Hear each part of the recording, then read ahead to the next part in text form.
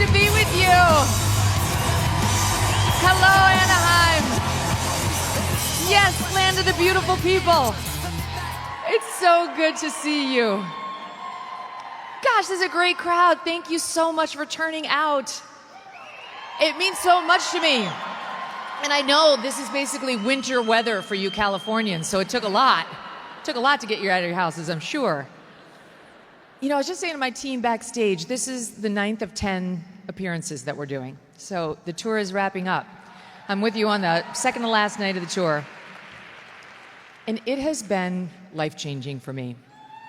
I am so glad that we did this. I think it would be life-changing just to do what you're doing right now and sit in the audience and be in a sea of reasonable right-wingers. I mean, especially in California. But to be on my end of it and like to be able to get to see all of you, you know, like in a way, the relationship, it's real, but it's kind of one-sided sometimes because you get to see me, but I don't get to see you. You get to hear about my weirdnesses in my life, but I don't get to hear about yours. And I get just a taste of it backstage when they do the VIP meet and greets. But like when we're going to do the Q&A, I'll get to talk to people who didn't get to the meet and greet. And when I see you out there, like now I see your face and I'll think of you when I do the next broadcast. And that's what's been happening for me. And it just makes me happier and better and more connected to you. And so I'm really grateful. You could be doing any number of things tonight. Now, you had to buy a ticket, you had to wait outside, you had to do the magnetometer, all this stuff. And let's face it, there's always like an element now of is it safe? And it is safe. And thank God, thanks to this crack security team, we are safe. So I'm so grateful. I'm also sorry that you live in the People's Republic of California and have to deal with the unfortunate politicians that come with your immensely beautiful state. And everyone knows California is, if not the most beautiful, at least one of the top 3 in the country. That's why you put up with all the nonsense, right? Yeah. My own personal plan with my children is to just never let them come here because we cannot have them living on the West Coast. We love them too much. So we just say terrible things about California and hope they believe it. You know, like the people are weird. You don't want to go there. They don't have to change the seasons. Whatever it takes. But whenever I come out here, I am reminded of, you know, the reasons to live here. And it's not the politicians, but it is the people. One of the things we've noticed just in our 2 stops here so far is how great the law enforcement has been. Seriously. They're taking great care of us. And they too are good looking. It's amazing. Do they let ugly people into the state of California?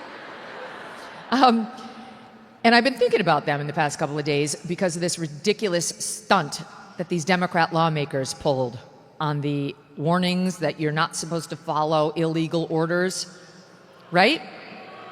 You saw this, right? With the most annoying U.S. senator we have, and that's saying something, this Alyssa Slotkin of Michigan. You saw the cross-examination she did of Pete, right? I know, you've done your genuflection. I know. I believe you care about the troops. This is how she cross-examined Pete Hegseth, who's been deployed 3 times. Okay, sure. He really needs you to pat him on the head and reaffirm his commitment to the troops. Who does she think she is? So now she gets in there after doing desk jobs in the CIA, and she wants to tell our soldiers that they can disobey the orders of our commander-in-chief. And you knew it, even if you didn't know it, you knew that this was wrong. You knew that this was dangerous, right, for her and these other lawmakers to try to lecture our troops and insert themselves in the relationship between them and their commander-in-chief. Like, what are you doing? Who would even think about messing with that? But I didn't know it like on a gut level until I heard my friend Carl Higbie, who is at Newsmax and served our country honorably as a Navy SEAL. Don't mess with Carl. Talk about this on his show. Take a look at the soundbite. This is the story of how stupid political clickbait videos like Slotkin's have real consequences. You remember this guy from the movie American Sniper? This guy right here that was going around drilling holes in children's faces? In 2009, my platoon caught that guy in real life. The Butcher of Fallujah. He was also the man responsible for hanging 4 American contractors, one of which was a SEAL brother of mine, whose body was lit on fire, dangling from a bridge by his neck. My team caught that guy. And when we brought him back, the same people who sent us on that mission, they turned around and court-martialed us for abusing him in custody, which we clearly did not do, which was proven by our full acquittals almost immediately in a courtroom, all because politicians wanted to have the talking point that they stood with the Iraqi people over their own soldiers. And the generals, whose promotions need to be approved by the Senate, people by like Mark Kelly and Alyssa Slotkin, they bent the knee and they sacrificed me and my team at the altar of their political correctness. And you know what it did? It made every soldier in Iraq and Afghanistan second guess everything. Stuff like this gets people killed. It creates stupid rules of engagement, some of which killed my friends personally, because they want to play political grandstand games with no intention of ever backing the soldier up when he does the bidding that they subtly encouraged. This is why people hate politicians. They pop off like there's some moral authority without listing a single specific thing that Trump has done illegally.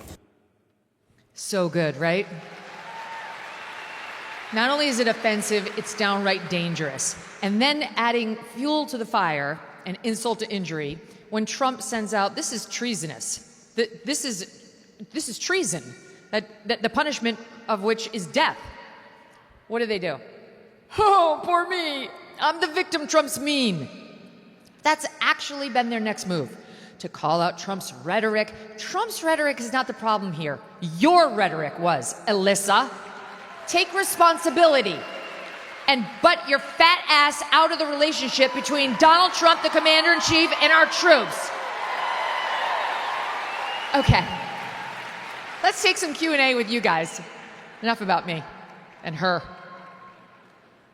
He's going to line them up over here, and we'll get in as many as we can. Keep them tight if you can, so I can get to as many as possible. And then we'll bring out our friends. Oh, sorry. Yeah. Hi, Megyn. Hi. I'm a normal Californian. I assumed. Yes. And my question is, how do we take California back? I mean, it's... You know, okay, I got two words for you. Steve Hilton. You gotta elect some normie people. You gotta convince your neighbors. You know, I don't, like, if the Palisades fire, like, if that stuff doesn't convince people that Democrat governance doesn't work, how are we gonna get them? I don't know. I wish I knew, but you do need people like Steve, who he's utterly electable. He's so charming. He's nice. He cares. He can talk the talk. He is a right-winger, but he's not like a far right-winger. So, that's what you need here. I think he's got a shot. Last poll I saw, he was 1 up. He was leading. So you got to mobilize, though. Only you're going to be able to do it by getting other people to vote and getting your friends to vote and getting the kids off the sofa and all that. Thank you. Yeah. Hi, Megyn. Scott Sprague. Love you. Listen to you every day. You're awesome.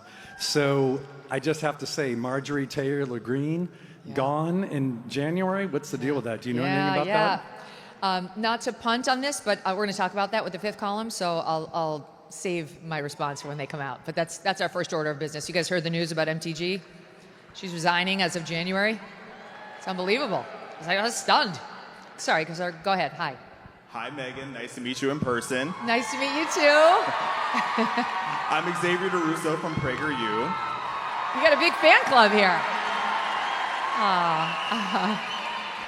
So the last piece of advice that our friend Charlie Kirk gave to me was to become unapologetically outspoken about the threat of radical Islam taking over the West. Yes. So my question is, after they spent nearly $7 billion corrupting our educational institutions, $250 million lobbying Congress, and trying to buy out almost every major media outlet and personality, myself included, why are we not as outspoken about Qatar as people are about Israel? Yeah, I mean, the threat of radical Islam is real. And even like regular Islam, to the extent it's taking over our cities. And that's just a matter of how we want to live culturally here in America.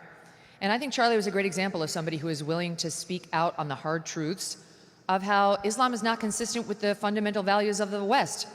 And we should not be rooting for people who are Muslim to take over as our mayors and our governors and our presidents and so on. It's nothing against our friends who are Muslim. You can love your friends who are Muslim, you can support them and their ability to worship. the way they want to, but it doesn't mean you want more and more people who are Islamic taking over as the governors and the mayors and the legislators here in America, because their religion is more than a religion. It is a political doctrine, and it is one that is wholly inconsistent with the fundamental values of the West, like free speech, like women's equality and women's rights, and the separation of church and state, which we believe in pretty strongly here. We definitely don't want it to be less separated when you're looking at the tenets of Islam and you're thinking about things like genital mutilation of little girls. It's a no. So he told you the right thing, Xavier. We got to talk about it. We got to be fearless in talking about it.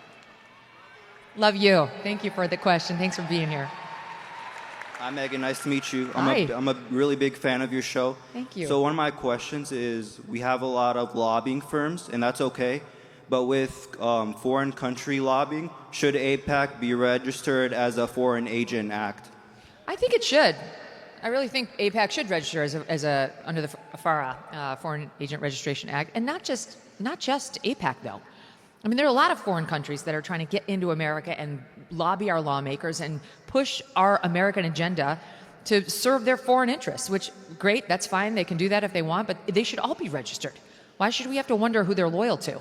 It should all be there, black and white, for everybody to perfectly understand, okay, you're here really on the behalf of Israel, not really on the behalf of America, or Qatar, or Saudis, or whomever. I'd much rather know. I want way more transparency on all of this. So thank you for the question. Hi, Hi. I'm Emily, host of Emily Saves America. Hi. Hi, nice. Question. I thought after Charlie we would all come together a bit more. With all the fighting going on the right specifically, I tend to be in the middle of a lot of controversies on the right. What would your advice be to put that aside, to focus on coming together and winning elections, which is what we need to do? Thank you, Emily. Yes. Shoot it into my veins. I'm with you. Aren't you bummed out about all the fighting on the right wing right now? Right? Doesn't it just kind of make you feel sick? I feel like that the feeling like when you have an argument with a friend and it's not somebody who you want to discard, it's somebody who you actually want to patch it up with, but you're too mad at each other. I have that feeling right now, a lot. I just feel like I hate the right wing infighting. I will say, like, most of it, not all of it, but a lot of it right now is around the Israel issue. And I have dear, dear friends, as you know, on both sides of this.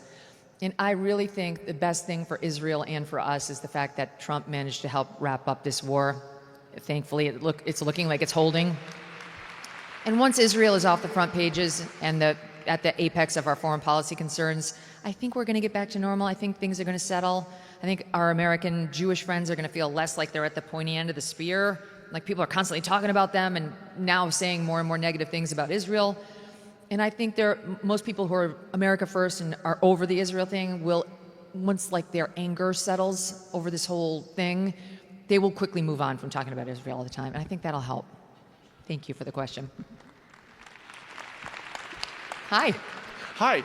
Thank you so much for being out here. California, I always tell people, it's the greatest, the most beautiful state on the nation, or in the nation. It's been ruined by our politics. Thank you so much for coming out here. I promise, we're still out here. We're still out here.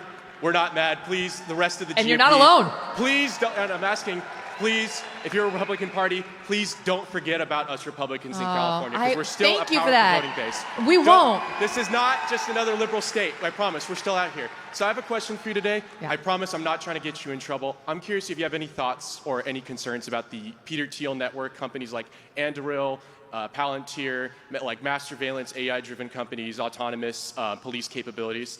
I know that's something of a hot topic, at least with maybe more of the dissident right, and I was wondering if you had any thoughts about I definitely have concerns about mass surveillance and what's happening. And I also have concerns about companies like OpenAI and what's happening with AI and the nonstop spying on us and eating of our data and then regurgitation of it to force 16-year-olds to take their own lives. I mean, it's really gotten out of hand.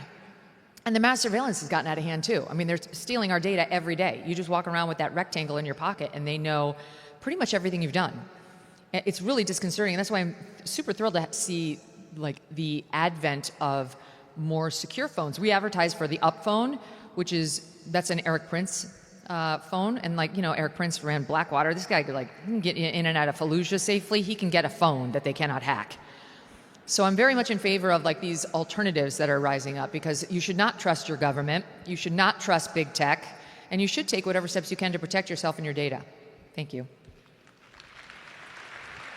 Hi, Megyn. My name is Allison, and I feel like California is worth saving, and with seeing you here and everyone here, it probably will be, I guess. You guys are ground zero. Yeah. Anyway, I just want to say, people that are here in your audience, they're probably diving into independent media and hearing versions of stories we've been told for decades that are probably different than what we've been told. And I'm just curious, because your audience trusts you, you guys do your homework, you don't put anything out unless you've vetted it.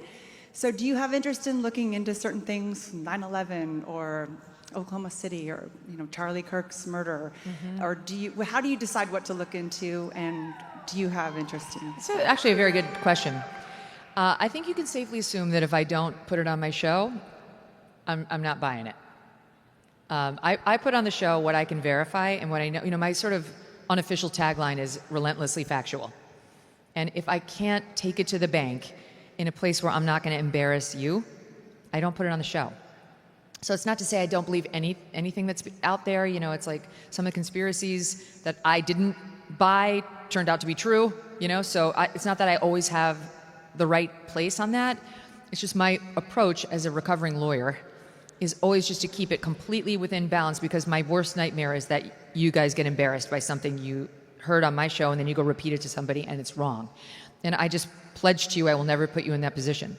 So yes, so if you have an appetite for that stuff, you know where to get it, and that's fine too. I have no problem with people who are more, looking into those things too.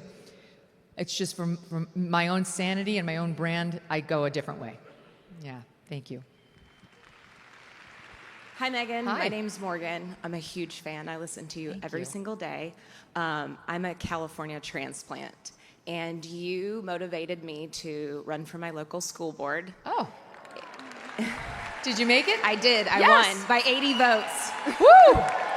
It took them 45 days to count the votes, and I won by 80 votes. So thank you. That's amazing. Yeah, it's been a blessing and a curse, but thank you for motivating me.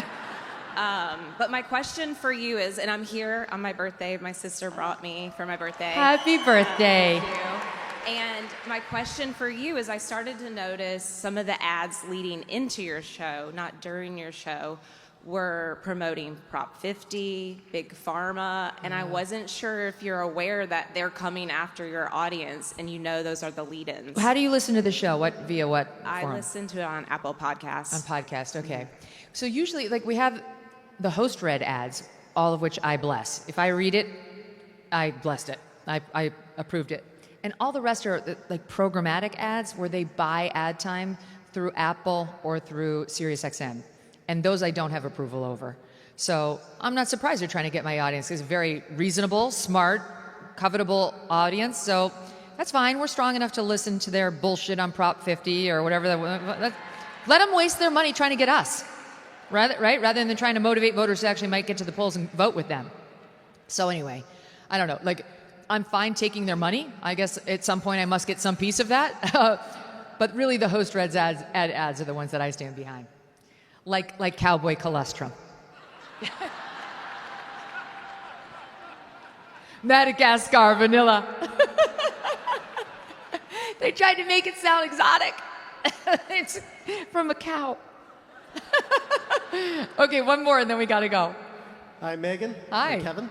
Hi, Kevin. I have a question regarding HR 4310. It's a Obama-era law regarding propaganda.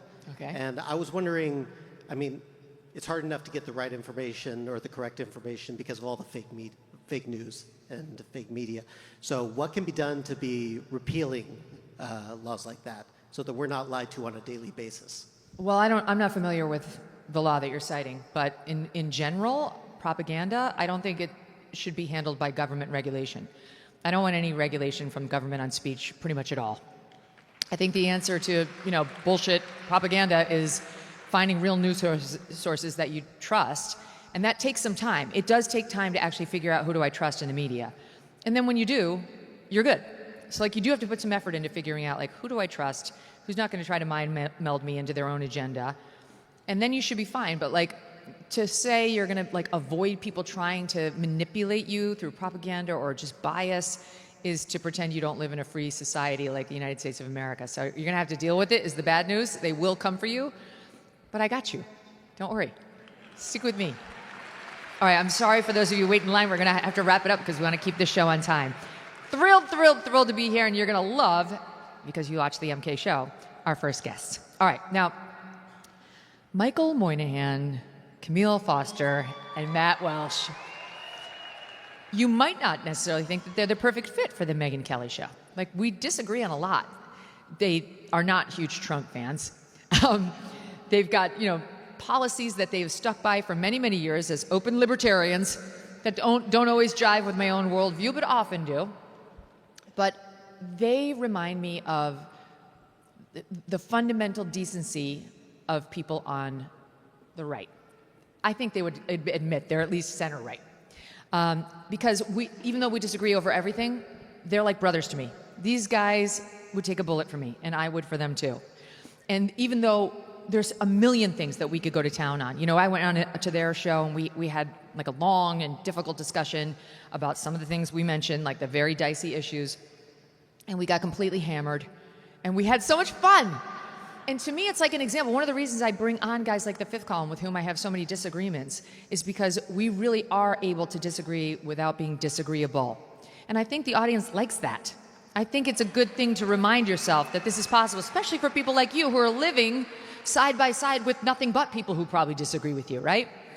So in any event, I'm overstating the delta of our disagreements, but there are enough that I think it's exciting when they come on, and I think they're actually one of our most important guests for that reason alone. I'm going to introduce them via videotape, and then we'll bring the guys out. Check it out. Don't miss a moment. Subscribe to this show on YouTube and follow me on Insta, Facebook, and X. Throughout history, what's the first freedom tyrants try to silence? Religious liberty. Because when your rights come from God, not government, they cannot be taken away. You lose this freedom, you lose America. That is why First Liberty Institute is offering a free guide, America's First Freedom, the antidote to tyranny. As we approach America's 250th birthday, learn how to protect, defend, and celebrate this sacred right, just as our founders intended. Get your free copy today at firstliberty.org/Megyn. That's firstliberty.org/Megyn. Paid for by First Liberty Institute. The Fifth Column. Hi, Megyn. Thank you for coming. It's so great. Cheers. 5 years. Yeah, cheers. So this is the 5 years. There's a big bunny in front of me. I have to leave now. God, is that real? Yes. It's not a deep fake? I thought that was a Megyn Kelly deep fake. The man is just not in the same universe as the rest of us, and has a person in a bunny suit pulling him away from questions about Afghanistan, which sounds like, some acid trip fever dream in, a Jefferson Airplane song. Guess what's coming back? Crop tops for men. Crop tops. Moynihan's eyes are like silver dollars. I'm sorry, coming back? Quote, my girlfriend always makes fun of me. What? I have bad news for the girlfriend. Yes. Your boyfriend's gay. Sorry.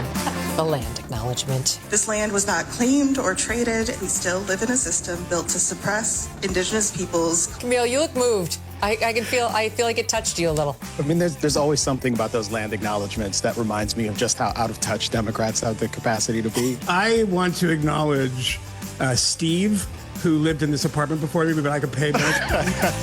Democrats never actually let Americans mind their own damn business. And calling the people who don't vote Democrats racist is part of that. They are constantly the HR manager, like pointing the finger, telling you what to do. And people are sick of it. Sick of it. Yes. Look, I had the Kamala Harris bobble doll, and this was Kamala Harris last night. I can almost hear her laughing. Yeah. That's how it went. Sorry, but it was rough. We don't hang out a lot. We don't go for dinners a lot, but we know each other. We've spent hours and hours. I can't think of a lot of friends I have spent this much time with. These relationships you form with the people who you interview and spend time with in this space, they're real. Can you do the twirl for a second? No. Wow. We just moved the chair around. If you can look at it just in the right angle and exclude my C-section scars, you're going to find it really hot. The Fifth Column.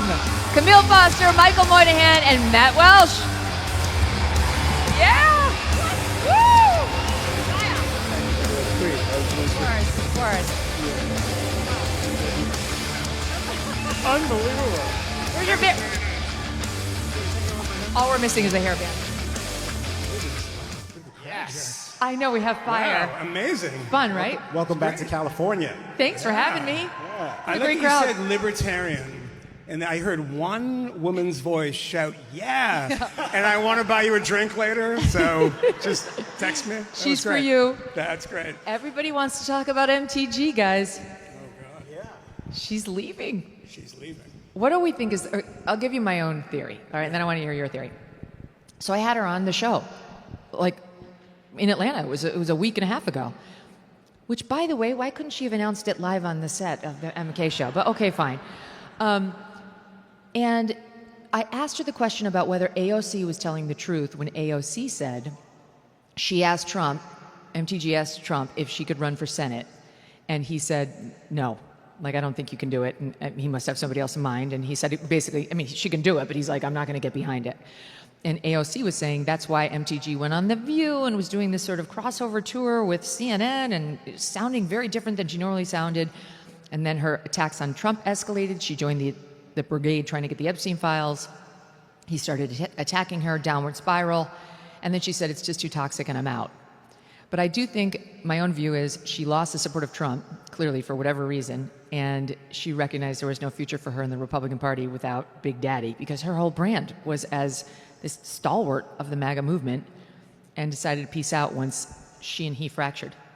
That's my best guess, because I don't know. What else could it be? Well, Moynihan was with her backstage at Bill Maher like 10 days ago, so we don't know what happened there with her. I think we were talking about this in the green room. Who's left that is a Republican elected official who has decided to oppose Trump with some regularity? There's one person, Massey. Thomas Massey. Yeah. And Trump's going full guns at him. He's trying to get him supplanted. Rand Paul is, you know, he used to play a lot of golf with him in the first term, but like, yeah, Trump is circling back around to him.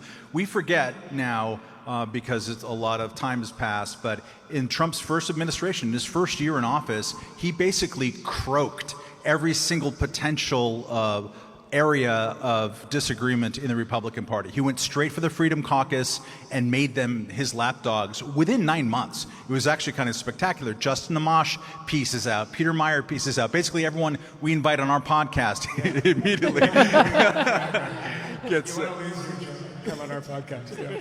Like the Grim Reapers. But I think that's just the reality of Trump's party until the moment that it isn't. And it's very curious to figure out when he is going to be a lame duck. He isn't now. I mean, he's very unpopular in the country, and he's doing worse and worse in the polls. And the generic Democratic ballot is doing incredibly well right now, despite the fact of Democrats. And even with all of that, Republicans are terrified of not just him, they're terrified of his audience, his people out there. And I think it's untenable for an elected Republican to be anti-Trump until the moment that it isn't. So why did she go anti-Trump? I mean, do you think it was the no, don't run for Senate? Like, there was a reason. She started changing, didn't she? Weren't you surprised to see her on CNN? I feel very strongly that the move for any disaffected Republican is not go on CNN. It's just not. I see that as traitor territory. I do. They're Look, they hate everything you stand for on the right. I'm not going to suggest in any way that there's some audience feedback that she's responding to, but in the Bill Maher show, he does the top of the show, and he sits out there with a guest, and that episode, there was someone talking about aliens, so we were sitting across stage waiting, and she seemed nervous. Because she's going into what she sees as like the viper's nest. It's Bill Maher, and she was saying he's like this liberal guy, liberal audience. And I say, yeah, you got to watch out for the audience, because when they turn on you, you become the wrestling villain. We went out there, and they introduced her, and they all applauded, like lustily applauded. Southern California, LA audience. They don't know who the guest is going to be, so you can't stack it with MTG fans. So they were very, very pro her. She didn't get a single boo the whole time, but all the things that she said were not necessarily anti-Trump. She had the throat clearing that he's still the greatest president, but And there was all of these buts until we got to the overtime segment. And she had something that sounded a little more conservative to me, but we were talking about healthcare most of the time. And it was a bit, it could have been in the Bernie Sanders universe. I mean, her politics became, and there's a lot of that in populism too, which is why we disagree with some things you're talking about, is we're definitely ultra free market people, and there's a lot of people in the populist movement who aren't. But she, afterwards, and I can't betray confidences, we had a long conversation afterwards, but she did sound much more left-wing than I had heard her sound in the past. I will say, maybe there's a piece of this I can relate to, because having been on the wrong side of Donald Trump for a good 9 months. Heard about that. Yeah. I'll have to look that up. By the end of that, I too was sounding more left wing. I was kind of like, I don't like him. I don't want to be around him. I don't want to have to cover him every night. And it really took 4 years of Joe Biden to help me see the error of my ways. And then I was like, I love him. Yeah. I will walk over broken glass for him. Yeah. Right? I mean, nothing will make you fall in love with Trump like 4 years with Joe Biden. But I don't know. It's tough. Trump is amazing, and he's, I think, a great president, and he's a special guy. But, he's a big personality. So if, you're on the wrong end of that, and you're a Republican, you probably don't have much of a future in Congress, thing was the response and you're not going to be happy. When he said Marjorie Taylor Greene, which I thought was kind of funny. Sorry. And she was like, my life is in danger. And I was like, wait. I'm over that. I just did the rhetoric from her, who has, by the way, called a number of people traitors publicly before. Yeah. But that kind of thing is not something you expect to hear from somebody in the coalition. The Republican Party has generally been this big tent movement, that there is some room for disagreement. And it felt like someone like Marjorie Taylor Greene having particular issues on foreign policy questions, on some other kind of narrow issues, certainly on the Epstein stuff.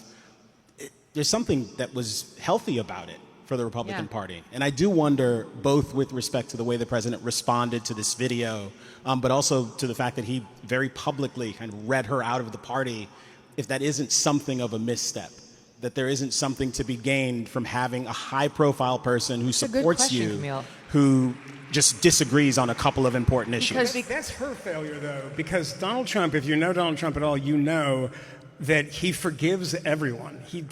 Look at us. This is, I mean, you can say anything. I had somebody that I interviewed when I was doing the Vice show who insulted Donald Trump on camera so aggressively, in the background, and I was like, should we cut that? And he's like, no, it's fine. And then he became a member of the administration. Trump knew all about it. He doesn't care. He said, Marco... J.D. Vance had the private text saying... Called him a Nazi. Kind of like a Nazi. He's like... He's very forgiving. Yeah, and I mean, it's like little Marco. He's like best Secretary of State of all time. He's the best. And it's like, did you guys hate each other at some point? He'll forgive you. You guys will get over it. Don't break up immediately. This is among his best qualities, I think. Watching that exchange in the Oval today, it actually feels kind of good. I don't. No, it doesn't. I won't. Do you feel good about? Do you guys feel good about the bromance between Trump and Zoran Mamdani? No. I'll tell you what feels. I'll tell you. Like someone who moved to California, by the way. I want to be the Death heel. threats. Do the fireworks again. Okay. What I like about it is there's something about the vitriol in our politics that I think we have all become accustomed to, but that we all kind of have some contempt for. As you were saying earlier when you were introducing us in such a generous way, thank you for that, by the way. And I was talking to some of the wonderful people in the room in line earlier about the fact that we'll agree on 85, 90% of things. And that's actually true most of the time with most Americans. Granted, that 10% can be pretty damn important. Yeah. But the fact that we agree on so much ought to give us more opportunities to see scenes like that. And I appreciated that played out in the office. And of course, Trump being the funniest man to have ever occupied the Oval Office, had the best line of the evening as well. With Zoran? Yeah, totally it's fine to call me a fascist. Just go ahead and do that. Did you see that? Trump's like, you don't have to. Do we have that? Hold on, I got a long thought list. It's good. It's a very good clip. But we disagree with Mamdani on 98% of things. Well, yeah, so in that 10%. We don't have any overlap with him at all. As we should. And two of us live in that decaying city. So. going to surprise some conservative people, actually. Just days ago, you referred to President Trump as a despot. And I've been called much worse than a despot, so it's not that insulting. I expect to be helping him, not hurting him. A big help, because I want New York City to be great. Do you think you're standing next to a jihadist right now in the Oval Office? No, I don't. You say things sometimes in a campaign. I met with a man who's a very rational person. Are you affirming that you think President Trump is a fascist? I've spoken about... That's okay. You can just say yes. Okay.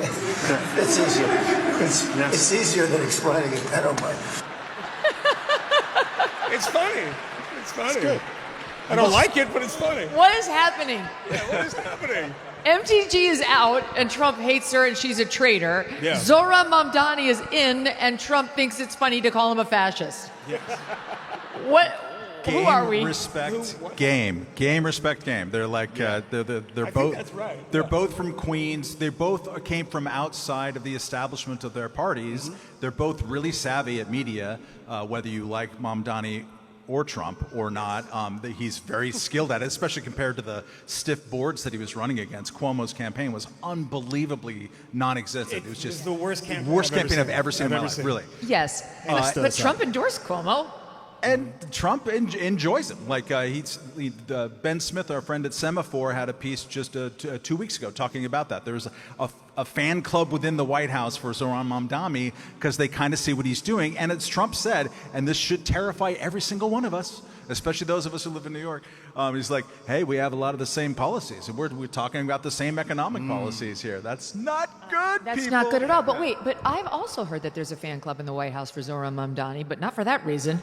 Because they're going to make him the poster boy of the left, the communist left, and they're really looking forward to having him as this, thing to sort of beat up for the next 4 He years. has to destroy my city for that? Well, sorry. Really? I mean, look, these people have no sympathy for you. Look how they have to live. I know. Does anybody have, the one who said, cheered for libertarian, do you have, a spare room that I can... I love California, but you guys have horrible leadership, too, so... Who will take over Steve's apartment? Oh, yeah. Well, my rent's not going up. I know that. Right, so there's that. The cost will go up, but the rent won't. I don't know. I'm uncomfortable with the Zohran Mamdani bromance. And I also, to me, I recognize that we're all in media. And you guys consume enough media because you're here that you know it's true, too. That, they don't mean it when they say the really terrible things about each other when they're campaigning. No. Zohran's been calling Trump all the terrible names. And I watched that New York debate, the last one. I watched both of them, but the last one where Cuomo and Zohran threw down, and Cuomo was like, I will work with Donald Trump. We got to get along with the president. I'll stand up to him when I need to, but there has to be a good relationship between the mayor of New York and the president of the United States. And Zohran's like, I will fight Donald Trump. Yeah. I will not lie down for Donald. I will take him on at every turn. Now look at the two of them now, like BFFs. Well, I mean, you saw whoever the person in the media said, you were called by Elise Stefanik a jihadist. And Trump's response is like, she's running for, of course you say that. It doesn't mean anything. And it's like, he was saying it out front that she called him a jihadist. And he's like, yeah, but you know that she's running. In Trump's brain, he's like, yeah, you just say stuff. Right. And then what you do is what matters. Right. And I think that in a lot of ways, there's obviously limits to that, but in a lot of ways, that is true. I mean, I know that Zohran Mamdani, much to the disappointment of so many of the morons that I call friends, they don't watch, I can say it, the idiots that I know, that are friends of mine, that I've known for a long time, who believe this stuff is going to happen, that you're going to get free buses. They think that the mayor can just do that. It's no, this is the rhetoric that makes dummies like you go to the polls because you're going to get free stuff. Yeah. And it never happens. Screwing up for the rest of us. It, so, Did you see the moment? We had Jack Posobiec on the stage last night in Bakersfield. And did you see him get in Zohran's face saying, you said you wanted to create tax policy based on where the whites were. You're very focused on targeting whites. You said that. You promised to raise taxes on white people, which is illegal. And he dodged. Zohran Mamdani sounded a lot more reasonable and less interested in going after the whites when he was cross-examined by Jack, which was interesting. But I actually think it was all fake. I don't think it's a game respects game. I think Trump is always affable when you're affable to him. But as soon as Zoran gets out of there and gets back to New York and says his first bad thing about Trump, which he will, because that's what his constituency wants to see, Trump is the big gorilla is coming back out. I don't think he said anything nice about Trump when Trump was being nice to him. He was kind of sitting there in that kind of statue-like way. Backstage, they seem to have. Okay. Right? He seemed to have wooed Trump into like his affable status. Yeah, not to the media. Yeah. Where he would say, go ahead and call me a fascist, it's fine. Clearly there was some glad-handing backstage. All right, but speaking about this weird world in which like Trump doesn't like MTG, but he does like Zoran, Dick Cheney's funeral. What happened? What? This is so bizarre. Rachel Maddow was in the front row of Dick Cheney's funeral. She literally bashed him every night for years. Yeah. And yet, and also Trump wasn't there. Like, the realignment that is happening right now is real. So, can anyone explain it? Do you want to take this? A thing that I thought a lot about with Dick Cheney dying and the reaction to it. I was on a conservative radio show in Salt Lake City, I think, on the morning that he died, and they had me on to bash Mamdani, which I was happy to. But their preamble was like, "Oh, Dick Cheney died, by the way, today. He used to be good, but he turned really bad at the end when he went against Trump," and they kind of railed against him for a while. As someone was never a fan of Dick Cheney to begin with, this is always very fun to kind of watch people go in all these directions. But the two people in the last 50 years who have expanded the powers of the presidency the most, and it's not close, are Dick Cheney and Donald Trump.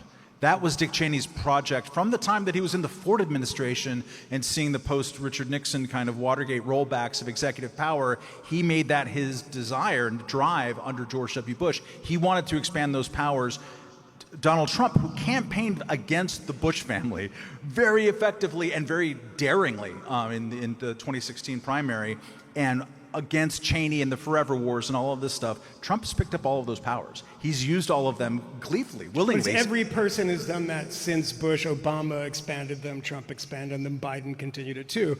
You can't give the keys and ever expect someone to give them back. One of the things that I think is interesting is, I don't know if you noticed, Megyn, that when Cheney died, it was almost that I didn't hear about it for a couple of days. Yeah. There was almost and that was more indicative to me of the shift in policy, like away from, this is a really weird, stupid, narrow distinction that no one cares, but he wasn't necessarily a neocon. Neocons didn't consider him one, but he was of that universe. He's obviously the man that's one of the big architects of the Iraq War that you could not get a single Republican to say a positive thing about today. Not one. Try to find one. And when he died, no one really said anything. In the strange new respect, when you see this, and our producer Jason mentioned Mark Leibowitz's book, Our Town, and about all these people at Tim Russerd's funeral, which is a great scene in a book. It shows you, the funeral shows you so much about DC politics because no one believes in anything, really. Mm-hmm. Rachel Maddow, and there's a new, Grok or whatever, Gemini, this AI thing, and I said, let me try it out. What did Rachel Maddow say on her show about Dick Cheney? Oh my God, that thing spat out some insane thing. Basically he's a terrorist and he's a war criminal. And she's 4 rows back, sitting next to Anthony Fauci, by the way, at this funeral. And so, it's like, why are they there? At the end of his life, he hated Trump enough, and that's the paramount thing in her life now. That's it. That's it. He hated Trump.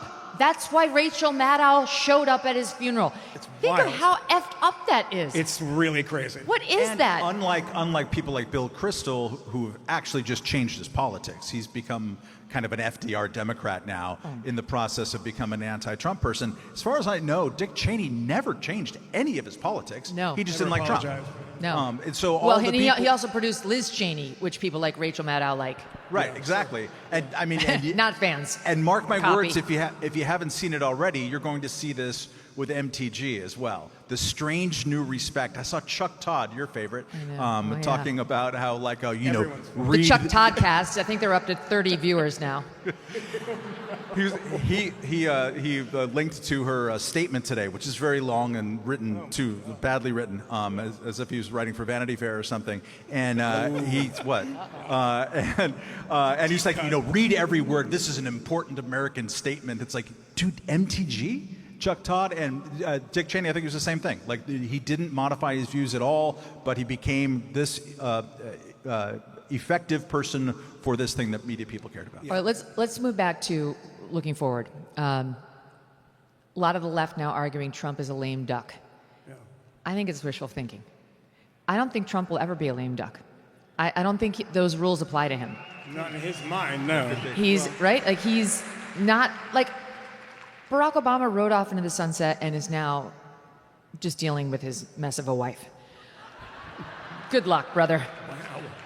George Bush, I think, genuinely wanted privacy after he left the presidency. He and Laura were classy and went and didn't attack the people that came after them, and they're leading a private life now. A lot of great paintings. Let's not forget. A lot of great paintings. I like his He paintings. actually really is talented. I do. A lot, yeah.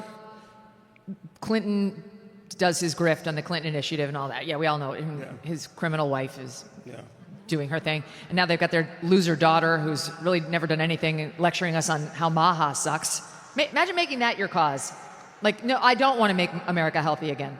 I don't want any questions about vaccines or anything else. I'm just going to status quo. Kids are doing great. That's going to be my thing. Chelsea's talking about that? Yes, she is. I don't But pay anyway, attention. I don't get my Google alerts for Chelsea Clinton anymore. But my point is, Trump's not going to do that. Trump, his oxygen is attention and celebrity, and he'll live post-presidency the way he lived pre-presidency. And do you think he's going to be shy about going after Republican politicians who crossed him while he was president, about like using his bully pulpit to actually bully people when he's post-president? Like, he won't. He is going to use it, and they are going to be afraid of him, especially if we have a J.D. Vance president. You don't have to be the president. Got some J.D. Vance fans here. I don't know what 48, that applause is for. also known as. I don't know what's happening. I heard something behind me. No, you don't have to be the president to say that person should be primaried and have people act on it. Like, he's not, you're absolutely right about this. He's not going to back down. And why would he? In the second you walk out of office, you're not denuded of power. People like him for reasons, not just because they're scared of him. It's not just because they're like, okay, we're waiting for him to ride off into the sunset. He has like fundamentally remade the party. In those years when Joe Biden was president, that was his party still. He was not in the White House. That was his party. It has been his party, and it's going to be his party for better or for worse. I mean, for like libertarian types who like us who love free market economics and things like that. That part sucks. Yes, your guy. We are friends and roommates now. There are dozens of us. Deal. Sorry. But yeah, like I don't think that's going to end, and it doesn't just disappear in like the libertarians come back and the Cato Institute come back. No, I mean, they were never. Assumes facts. No, there was one election where the Libertarian Party got 0.1% of the vote. right on. Very uplifting. I think that if he loses big in the midterms, he has less power. But I think you are right. He is the most consequential figure in American politics in the last 35 years, and it's not close. Yeah. Like, he has whatever America was doing between World War II and the Cold War, which was basically the Cold War, was an important task. And then afterwards, when we finished the task, Americans were like, cool, so we're done, right? And no politician answered that question. He's the first one to really try and to achieve prominent office to try to answer that question. I don't like the way he answers that question sometimes. Sometimes I do like the way he answers that question. But he recognizes that that's a thing. And the old world, it's like they had literal zombie as a president for the last 4 years. Yeah, the Easter Bunny. They're just wheeling him around. They don't know who he is. And he didn't know who he is. He didn't know who he was. Yeah. So that power is going to stay with him, I think you're right. He will continue to be energetic. What I find the most interesting question is who actually steps in to fill the void when Donald Trump is no longer the most important man in our politics. And that's part of all the squabbling right now, too. Let's be honest about 100% within the Republican Party. It's jockeying for position of who comes next. Absolutely, that's part of it. I totally agree with that. And it's like, now it's at the podcaster level, but it's going to go up to the presidential level very soon. But yeah, people are practicing for, is it going to be JD? And I don't even know if like Marco is going to be the appealing candidate he would have been 4 years ago to the... Ted Cruz is thirsty. He is. He is. I'm not saying I'm giving him water, but like he just said his name. It's all right. Don't get mad at him. He is thirsty. I mean, like all these people have run for president so many times. Like I've been cross-examining Ted Cruz on his presidential debates since I was like 14. Yeah, you got right? Like, don't you at some point say, I guess they don't want me? I don't know. I think like you had your shot, you took it, you missed it again and again and again. We need some new blood going in there. And that new blood, I think, is now 41 years old and married to a woman named Usha. Yes. That's probably right. All right, guys, I got to wrap it up. It's wonderful having you we're here. Not doing 2 hours? Good luck with your roommate and you. your time in California. Thank you. And thank you all for everything. Thank you, Megyn. Love you, Megyn. guys. Thank you. Aren't they amazing? Great.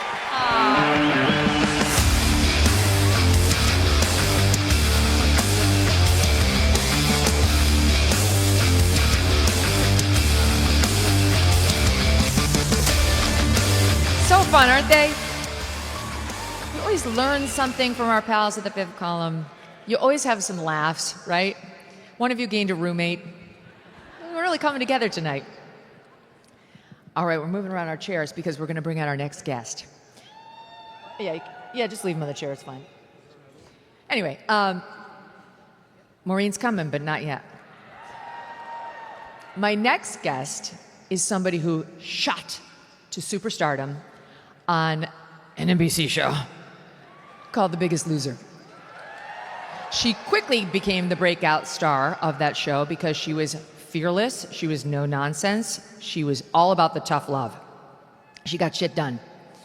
And for me personally, watching Jillian Michaels transform from a California Democrat who wasn't necessarily political, but like your normal California Democrat, into somebody who has clearly been red-pilled has been a thing of beauty.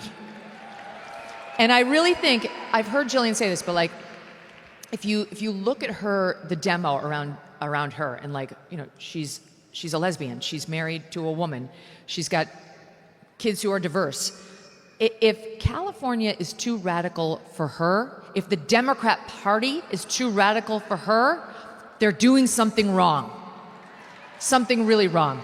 She needs no introduction, but we're going to give her one anyway, Jillian Michaels, and then we'll bring her out. You know about FOMO, right? Fear of missing out. But listen up. Don't miss out on protecting your future. For around the same price per month as one of your streaming services, you can break the FOMO cycle and secure your family's future by finding life insurance at SelectQuote.com. SelectQuote takes the guesswork out of finding the right life insurance policy. You don't have to sort through dozens of confusing options on your own. Instead, one of their licensed agents will find the right policy at the right price for you, comparing prices from top most trusted insurance companies to find a policy that fits your health, your lifestyle, and your budget. And they work for you for free. Life insurance is never cheaper than it is today. Get the right life insurance for you for less and save more than 50%, 50, at SelectQuote.com/Megyn. Save more than 50% on term life insurance at SelectQuote.com/Megyn today to get started.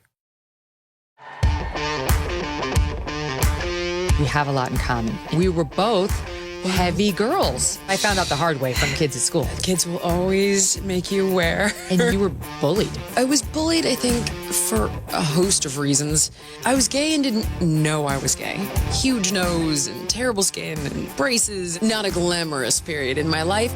The root out of that was eventually fitness. When somebody feels stronger physically, they feel stronger in every facet of their lives. Get your ass on the treadmill now. We got Jillian Michaels back in the gym. I don't give a what you think of me.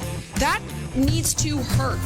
This is going to go on for hours, every day. I love Jillian. She's coming out of her like liberal bubble. Over the past few years, she's really started to get it. Like, wait a minute, I think I've been really misled by my side. Keeping it real with Jillian Michaels. I feel myself being less neutral. Every single thing is like, oh, no, this is all because white people bad.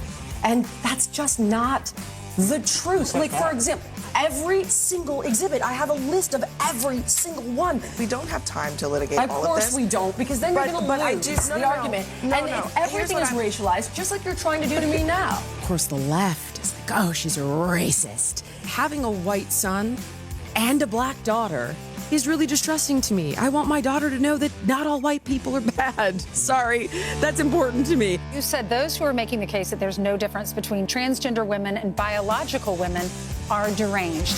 Anybody with a pair of eyes knows that men have better athleticism since the inception of humanity. Don Lemon does not like women, in particular strong women. You're a f***ing moron, dude. Everyone knows Megyn Kelly is hot. There is a reason that Charlize Theron played her in the movie. Don Lemon is a miserable individual, and he puts that on display weekly.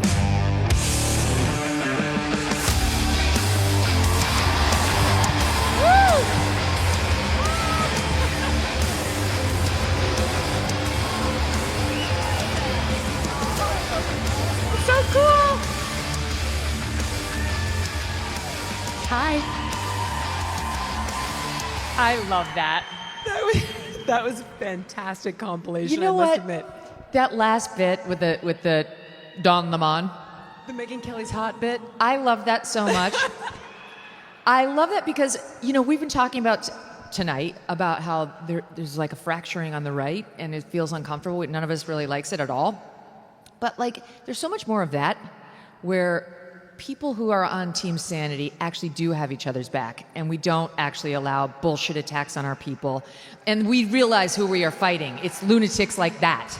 That's exactly right. I think that all the time, and you have had my back, actually, in some of the worst moments. Some of the moments that were the most controversial, in particular, like that CNN moment.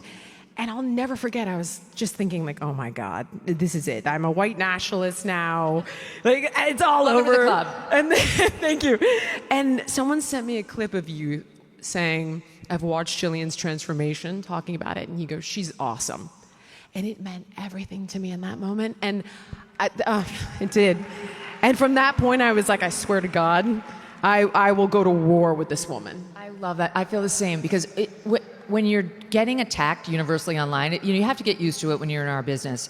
But you notice the ones who don't join in, and you never forget the ones who actually say something on your behalf. So true. Right? 100%. Absolutely. And they sit quietly in the corner. And it's like, what are we fighting for? I know. Like, who are the real enemies? Like, this whole tour has had... It's not a pall, but it's had the memory, the thought of Charlie over it, in both a very positive way, like an inspirational way, but also, you know, there's something obviously deeply sad about not having him here. He was supposed to be with us last night in Bakersfield, and the whole tour we've talked about this rift within the right. We had Tucker, then we had Ben, and all I keep thinking to myself is, the other side is literally killing us. Can we please keep our eye on the ball? Like, that's who the enemy is. The enemy is the radical left that is radicalizing young men so much to the point where they feel they had no other options but to start killing us. That's the problem. Let's keep our eyes on that one. I agree, but I would warn, and I know this is not a popular position, and I appreciate, I think you and I both want the same thing. We want, honestly, to never have Gavin Newsom be president. Let's just yes. I think, oh my God. They're like, hello, California, you know what I mean? And my concern, your concern is we have to hold everyone together to get there. My concern is that people who are a bit more moderate are deeply alarmed by Nick Fuentes. He's not part of the coalition. And that's what I think needs to be said. Yeah. As often as possible, this is not what it means to be a conservative. No, it isn't. Oh.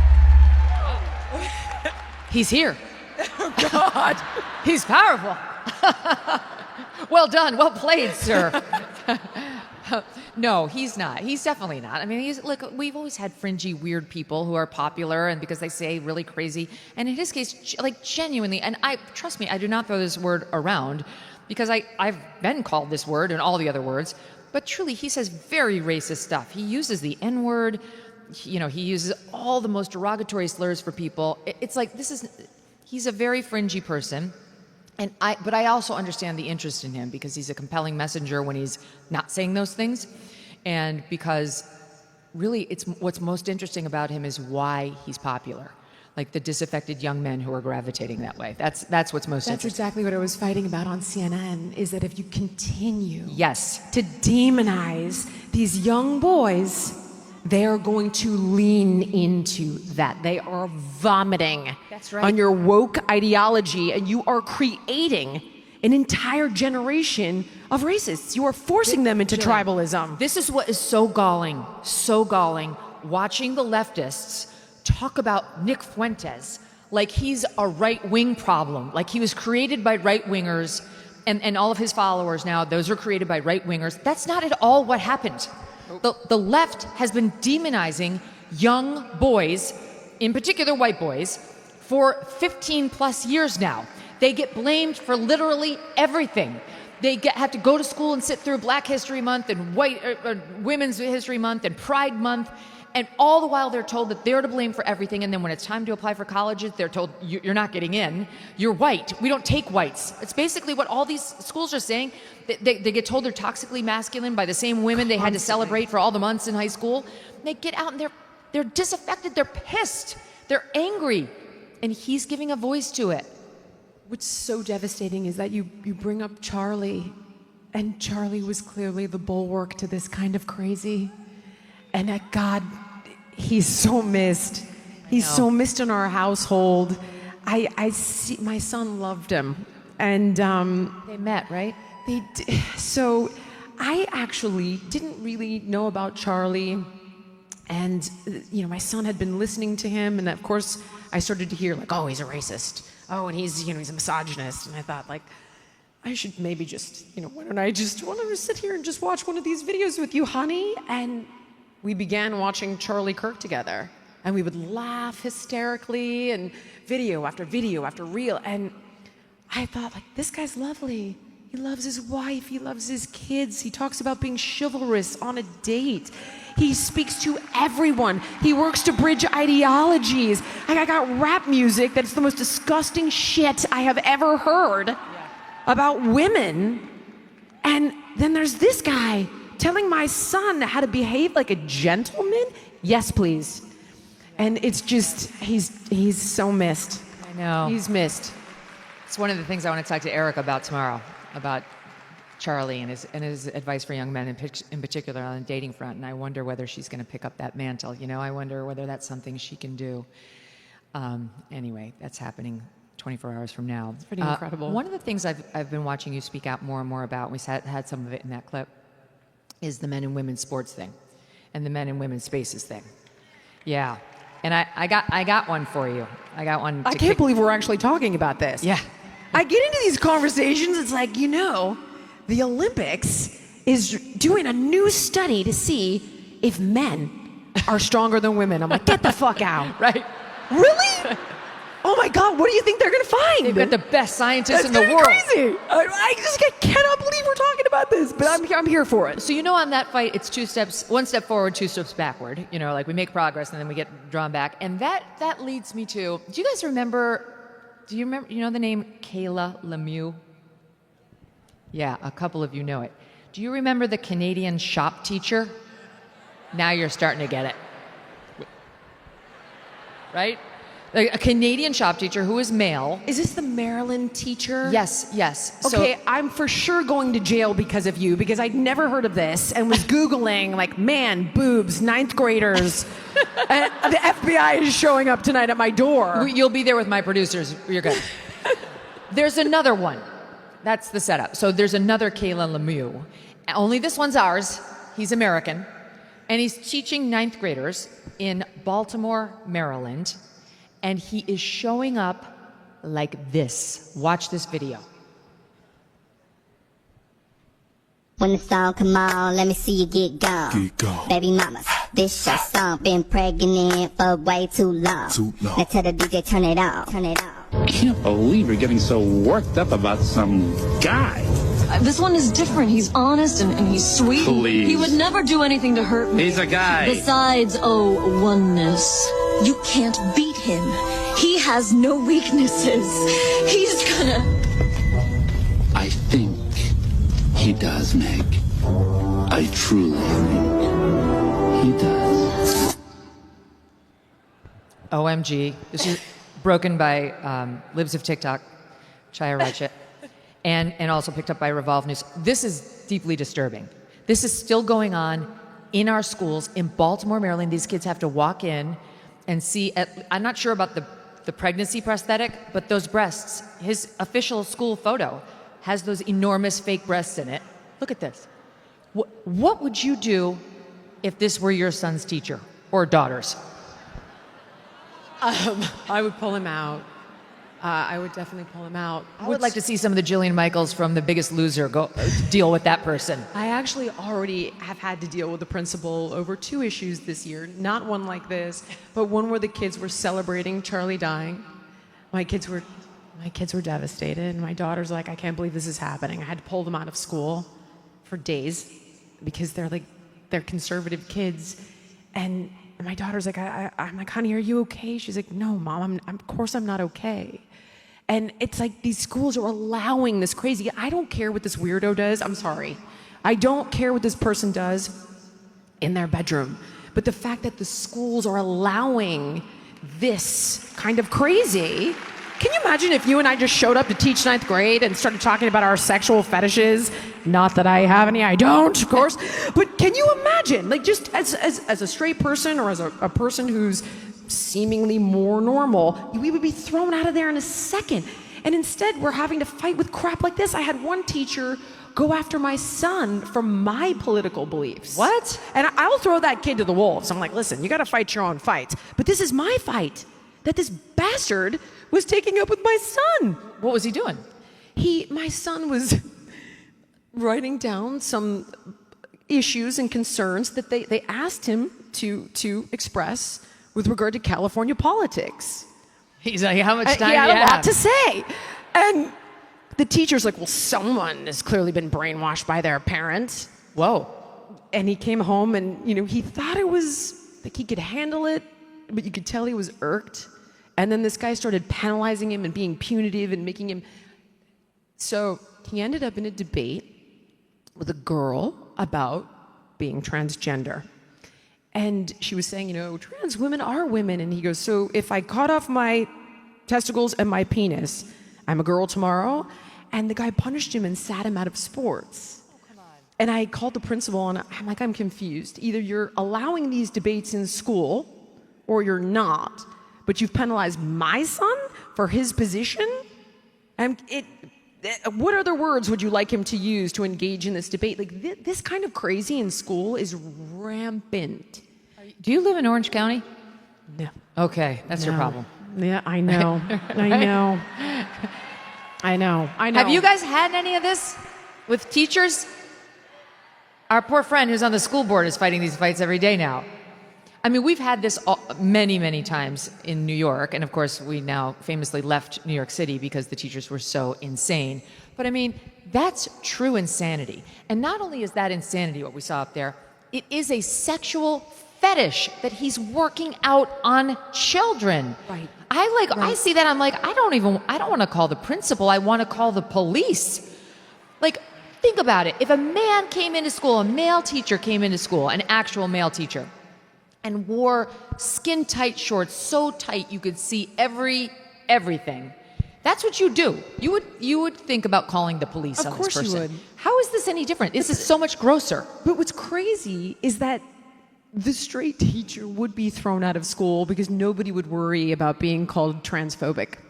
Yeah, that's right. And so it's these pejoratives that they utilize to silence people.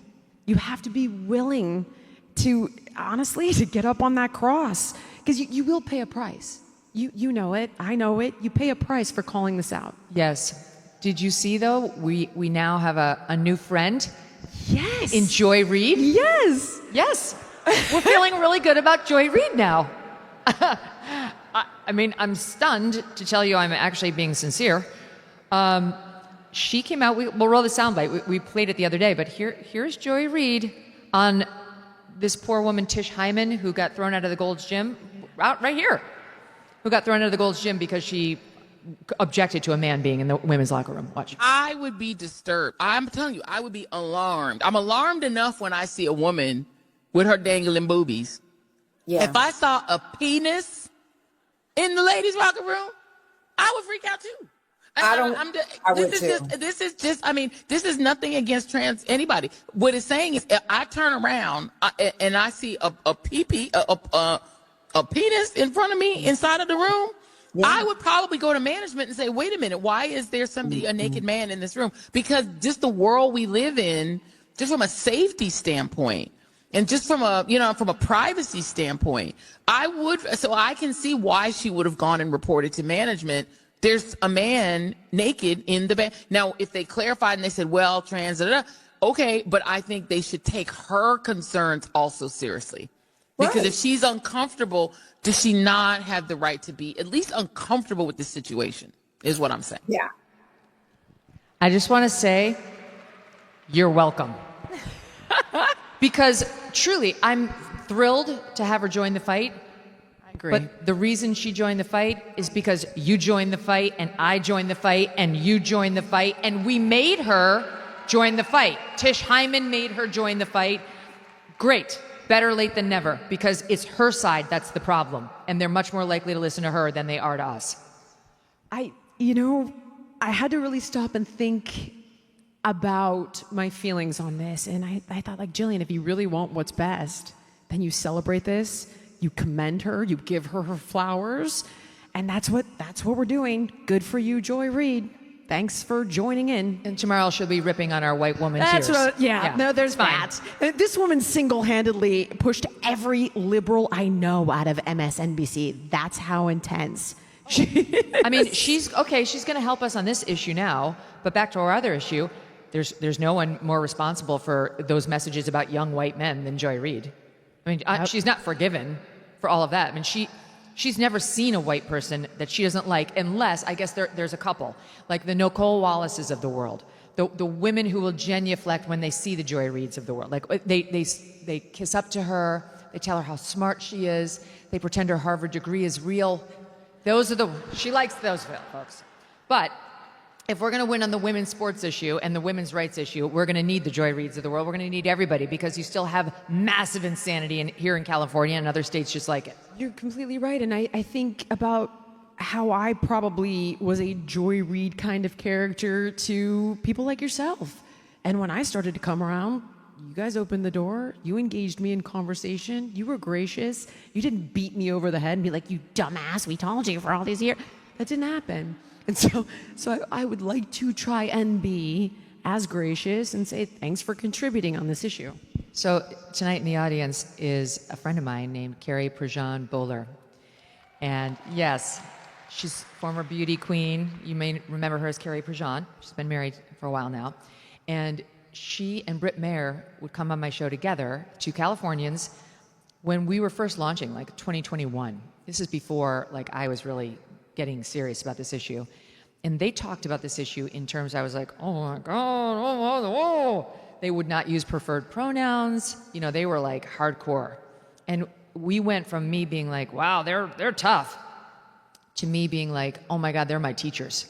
Yeah. And they were that way with me. They were kind, they were gentle, but they stood up for their principles, and they were two of my mentors in pulling me along on this issue. And so I do feel the need to pay it forward to others, because I think some people use it against you. Like, there was a video circulating online recently about me at NBC, like talking to kids who said they were trans and being, kind and loving and supportive.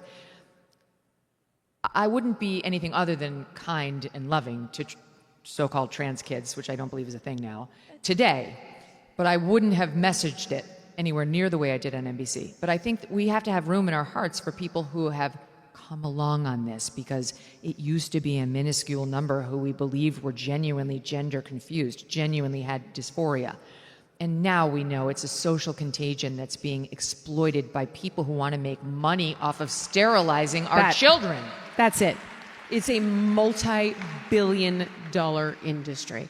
You know who speaks brilliantly about this is actually a gentleman named Chris Moritz, who had a great episode with Tucker on this that I encourage you to watch, and he takes you all the way down the rabbit hole, and it's terrifying stuff. I could give you an example. There is the Human Rights Campaign, who I used to donate to. Oh, I God. spoke at the frickin' dinners. I was fighting for gay marriage, and things have changed.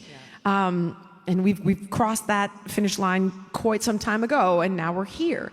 So the Human Rights Campaign has something called an HEI score. So a health equity index score that they give to medical institutions like Johns Hopkins, for example. And if you get a bad score, if you don't provide ample gender access, gender affirming care, and it has to be perfect, everything has to be gender affirming care for kids, the whole thing. If you do anything wrong, if people question it, bad score. The bad score costs them in grants and donations, all of it. Go to the page, HEI score, at the HRC's website, Pfizer, at the bottom. Oh, man. All funded by Pfizer. By the way, your comment reminded me, don't you think the LGB needs to break up with the TQ? I don't really love the umbrella to begin with. You gotta remember, like I am like a classic Gen Xer. We wanted to get rid of labels. It was supposed to be one race human, love is love. I don't know how we got here. Yeah. I'll pass on the whole acronym, thanks.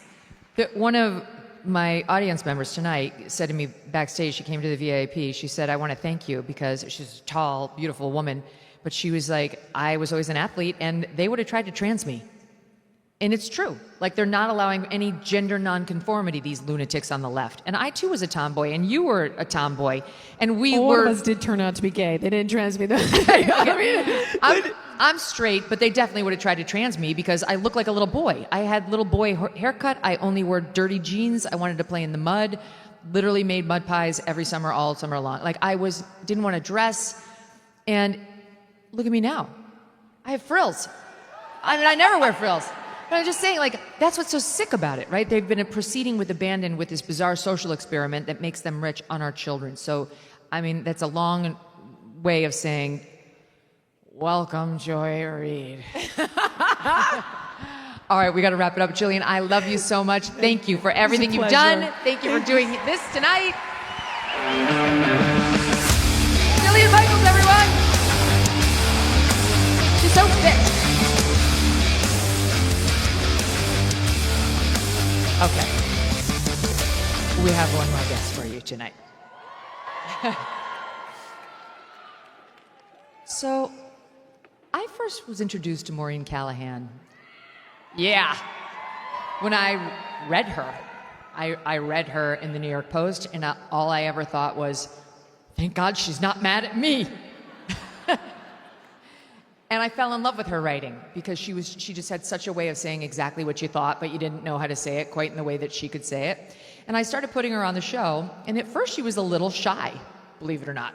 She actually was a little shy. She got past that real quick. And now she's literally one of our favorite people and definitely favorite guests of all time. Enjoy this one. Do doctors have Black Friday sales?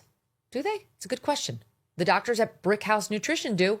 They just announced their Black Friday 30% off sale. That's their biggest of the year.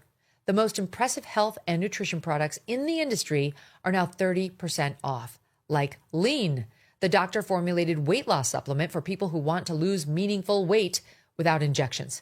And 30% off Creatone, creatine designed just for women to help you look leaner, in shape, and toned without extra dieting or exercise. Even 30% off Field of Greens, a super fruit and vegetable drink they say was shown in a university study to actually slow aging. Yes, every Brick House product from Better Sleep to Superior Collagen is 30% off. But hurry, because these Black Friday deals go fast. Visit brickhousesale.com and save 30%. That's brickhousesale.com. One more time, brickhousesale.com. The Black Friday buy one, get one free sale is here at All Family Pharmacy, and it's a big one. From November 22nd through December 2nd, when you buy ivermectin, hydroxychloroquine, or mebendazole, you will receive another one for free. Over the past few years, many families have learned how important it is to be prepared, to have options, and to take control of their own health. All Family Pharmacy makes that process simple, transparent, and accessible without the confusion or roadblocks that people are tired of dealing with. Go to allfamilypharmacy.com/Megyn. Place your order online and a licensed physician will review it. Once it is approved, your medication is shipped directly, privately, and securely to your home. The Black Friday event lasts for 1 week only, and supplies are limited. When it's gone, it's gone. If you value preparation, clarity, and having real choices for your family's health, consider allfamilypharmacy.com/Megyn before December 2nd and secure your Black Friday buy one, get one free deal now. I am a cultural criminal prosecutor. We really are bringing to light the underbelly of celebrity culture. We're a safe space for all troublemakers. And just like that, has been taken out back and shot. Gosh, that's not the way I thought this was going to go. All those celebrities befouling Venice to celebrate this bullshit, in my opinion, allegedly, reportedly. And someone in the back would hand that baby over. She's the gift that keeps on giving. She doesn't know it's comic relief, which kind of makes it even funnier. The children of the community are the children of the community. Okay, you got that? I've been dying to talk to you about Michelle Obama's ongoing midlife meltdown, her Stegosaurus hairdos. We don't articulate our pain. We all want to know, what can we do to help you? Do something. This ridiculous person. Let's go. That is a man who is fully emasculated, if you ask me. You look amazing. Oh, you look even better. I'm doing something really generous for you, and you're going to absolutely love them. This, we're just going to put into a different bag. And then I just dumped them. Just like that. Megyn. You keep saying Meghan Markle. You know I'm Sussex now. It's very important to me. Sorry. Maureen. It's it's a lot. I can't absorb the enormity of your life. I don't even. Maybe you should put the drink down so you could pay better attention. This is a window into the tiny little brain at work. Nailed it. What they would call a basic bitch. Cheers, May. Cheers, dear.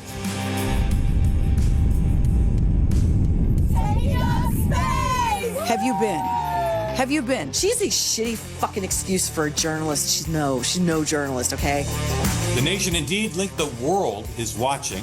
These women are under immense pressure. They are up there with Buzz Aldrin and other space travelers who have paved the way. Take up space! Please don't call it a ride. That is not a friggin' ride. There was nothing frivolous about what we did. Please help me welcome Maureen Callahan.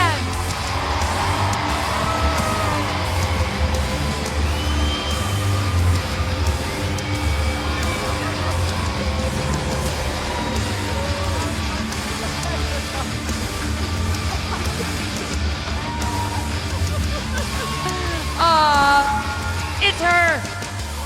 Live and in the flesh. Hi. How amazing was that? I'm like crying. I was like, I don't even remember saying half of that shit. You've definitely come out of your shell. When you said when I started coming on, I was very shy. I was so shy. I don't know, you sort of teased something out of me. Like, I think you saw a little bit of our share, like we do have a shared perverse sense of humor, yes, for sure. 100%. When the Blonde Origin came on, Jillian was backstage. I said, I forgot about that because we've done so much in so little time. So many of them. Yeah. Well, it was your writing. Your writing showed me who you were, and then when you were on camera in the beginning, you had natural nerves, but it was clear to me who the person was. And if you can just get past those nerves, I knew that person would start talking to me on the TV, and that's exactly what happened. And now you're in full flower, man. It's the most fun. The nerve is the most fun, and I get to work it all out with so many of you like-minded people. I didn't know there were so many out there. Yes. So, I mean, we might as well start with Meghan Markle. She's your problem now. She lives with you. True. I should have actually, before you came on stage, said, the Queen of Mean, Maureen Callahan. And I want people to call me the monarch of media, Megyn Kelly. We should not walk into any room without being announced, because that's what the Duchess of Sussex would like. Well, this is like when I read it, I thought this can't be real. I actually read the paragraph over to make sure it was too good. So she's got this journalist who is going to visit her at this borrowed Upper East Side townhouse.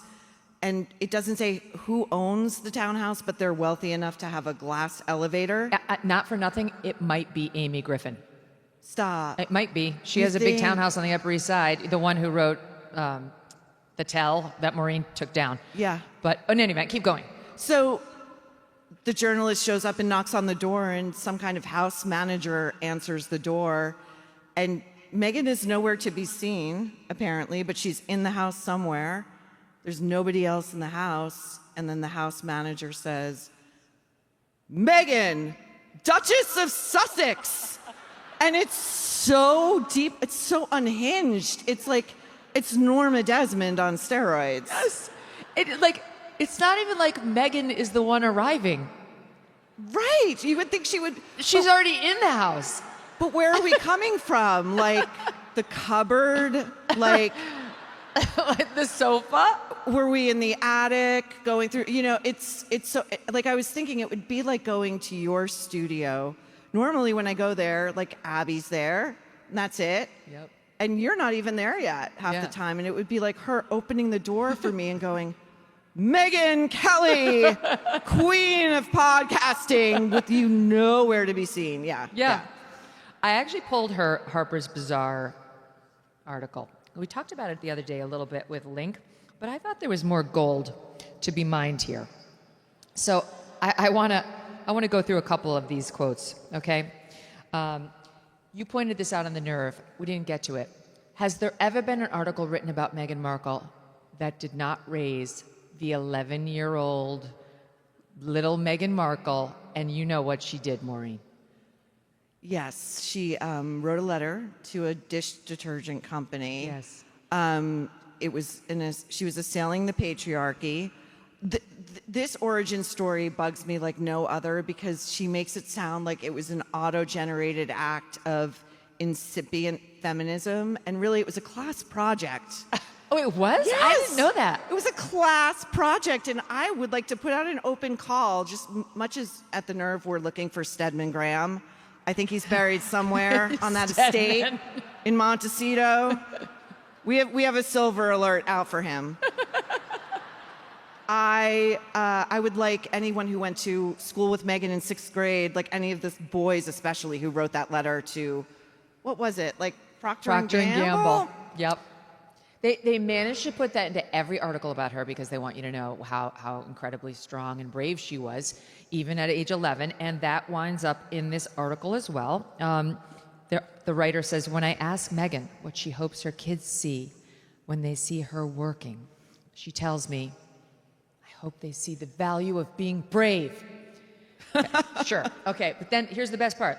She follows it up with, "They saw it when the jam was just a pot on the stove bubbling." Like, what?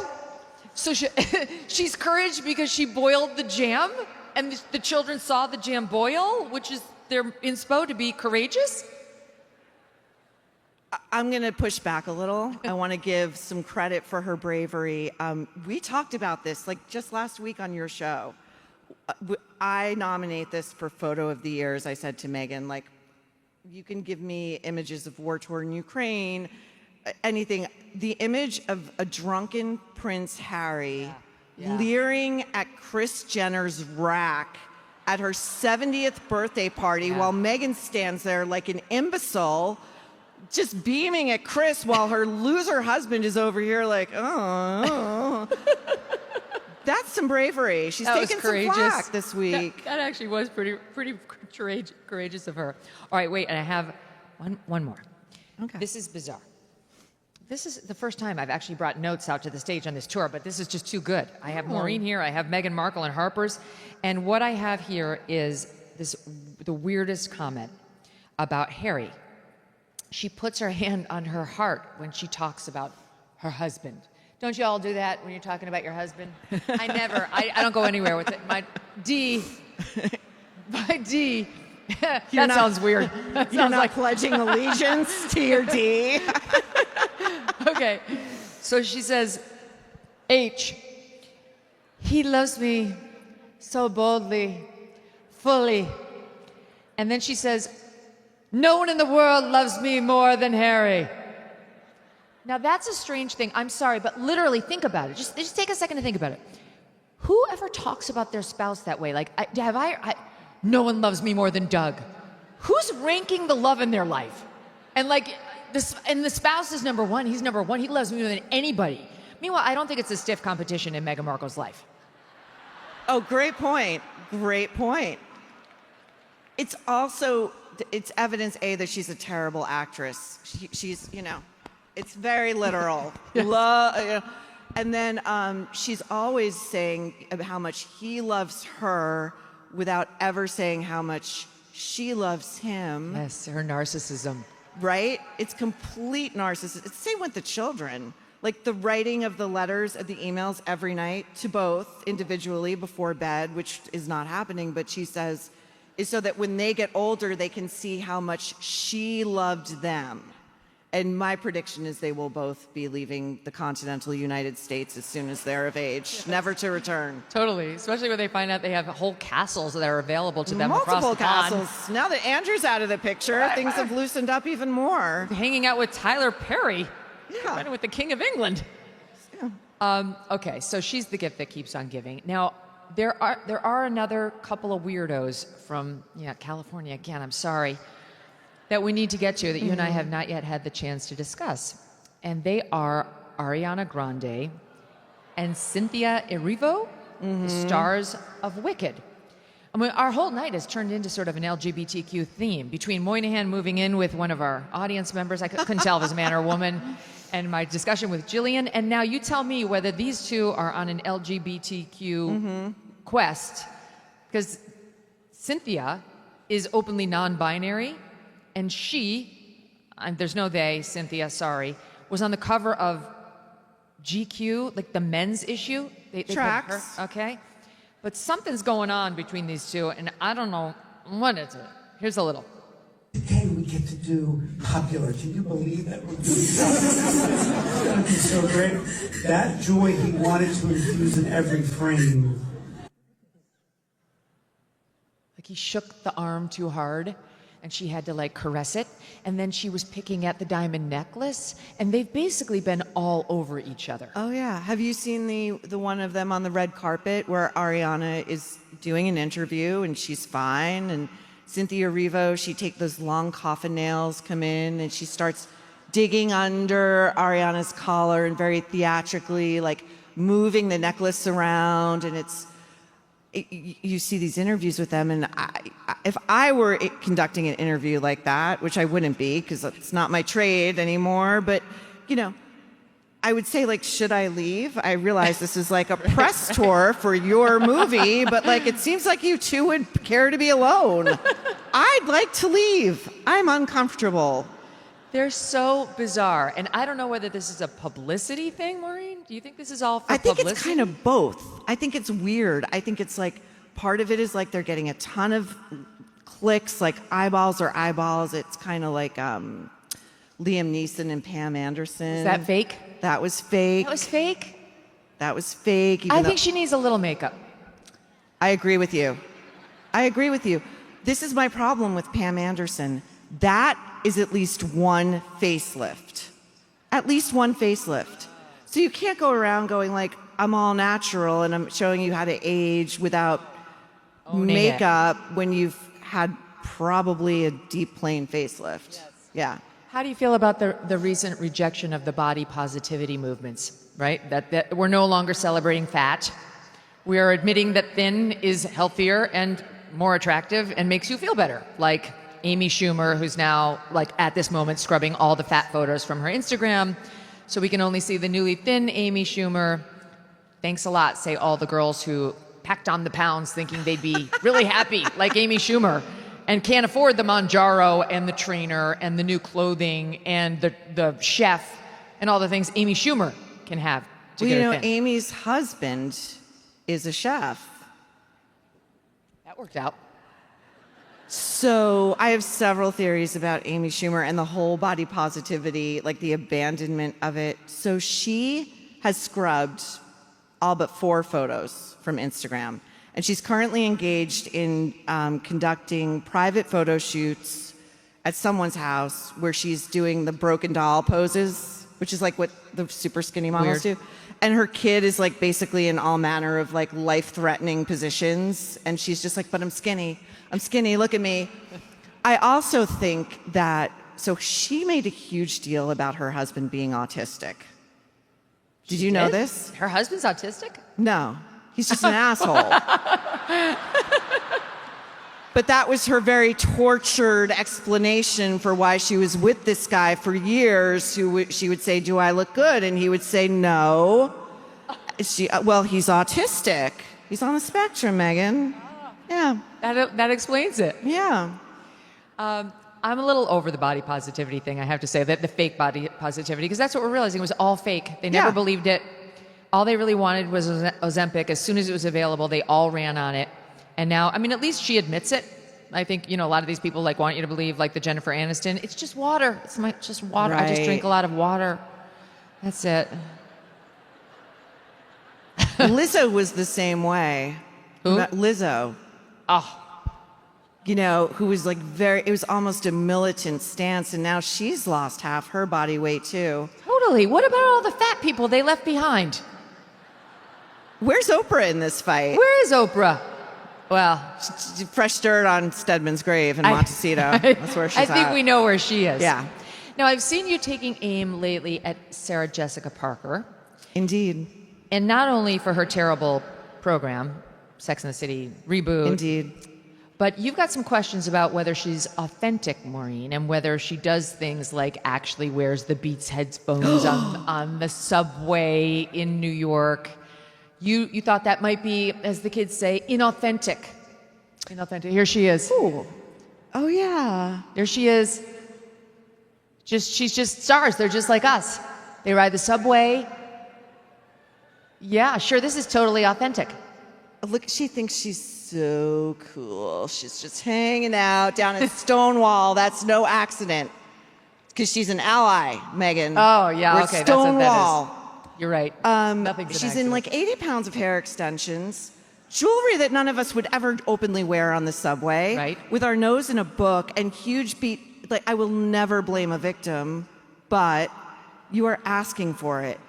You are telegraphing to the nearest mentally ill homeless person, I would love it if you would shove me on the tracks. Victim that here. Would be really authentic. Why do we dislike Sarah Jessica Parker? I find her extremely saccharine and sweet and like overly girlish. And if you really think about her voice, you know, it's a biological fact that as we age, our voices get deeper, men or women. She's always like this. She's like 60, and it's not like she's baby Jane. She is just wearing 80 pounds of hair extensions and running down cobblestones in New York in 6-inch heels. We're not worried about breaking an ankle, let alone that's why I call her my favorite sprightly 900-year-old heroine. No one's as bad as Jamie Kern Lima on the high voice. You know, that one who interviewed Meghan Markle, and she came up with IT Cosmetics. Yeah. Made a bunch of, but her voice has gone steadily up. I can't even do it. Mine's too low. It's so annoying. It's like helium, like you suck a bunch. It's like, oh yeah. Yes. The power of yet. It's my friend, Meghan Markle. Megyn, don't you? And you know Megyn, like, fucking hates her, right? She's like, she's a billionaire. She's up in Montecito. She's got, like, next to no friends. This woman has a podcast. She has a ton of money. So, you know. There's no one less happy than Michelle Obama. Have you been stunned? We really haven't had a chance to talk about her racism. We've talked about her misery. Right. And her hatred for Barack. That's obvious. But the racism was kind of a new strain that she decided to let loose just in time for her book tour. It's a weird way to market a book. I hate whites. I mean, maybe there's a market for that. She put like a fresh top spin on that old hoary baseball. Now we've got racism coming our way. It's exciting. It's exciting, right? It is Lights kind of me exciting. up. I'm not going to lie. Whenever I see she's done a new interview, I'm like, play. It is exciting. What do you think that is? Just nonstop grievance. Like, it's misery. It really kind of does go under the general theme of misery. Doesn't have a nice thing to say about the country, the husband, motherhood, being first lady, living in the White House, or whites. I do have a theory. So, and I think this is a tether between Meghan Markle and Michelle Obama. It makes them special, and it makes them seem serious. Like, they're not really deep intellects. They're not original thinkers. They're not funny. Maureen, she went to Princeton. We've talked about the thesis, right? Yes. Yeah. And we've talked about the affirmative action. Yeah, and like Christopher Hitchens, the late great Christopher Hitchens, found that thesis, and it was very controversial because this was when the Obamas were first aborting, and everybody was falling in love with them, and he said, Not according to her. Not according to her revisionist history, and he said he read that thesis and it was nothing resembling the English language. He couldn't make heads or tails of it. And I believe I found the same thesis, and he was dead on. Like, it makes zero sense. So I don't know how you can be granted entree to an Ivy League, lesser competitive, no offense to anyone who went to Princeton, and then become the first black first lady and then say America is super racist except for those 2 times they overwhelmingly and enthusiastically voted your husband into office. And the likes of Brad Pitt and Oprah were crying in Chicago's park. And put you on the magazine covers and made you personally rich and talked about you being the answer to Democrat politics and possibly the next presidential candidate. I think we can all agree that ship has sailed, don't you think? She's ruined her own brand. I think that's probably true. All right, now wait. In the time we have left, I want to talk about you. You, madam. All right. How'd you get this way? Oh, I'm the product of a difficult home. And so, like, you learn how to read a room very, very quickly. Like, by the time I was 8, I likened myself to at the level of, like, a top FBI criminal profiler. Like, I can tell, get out of the room. It's about to blow up.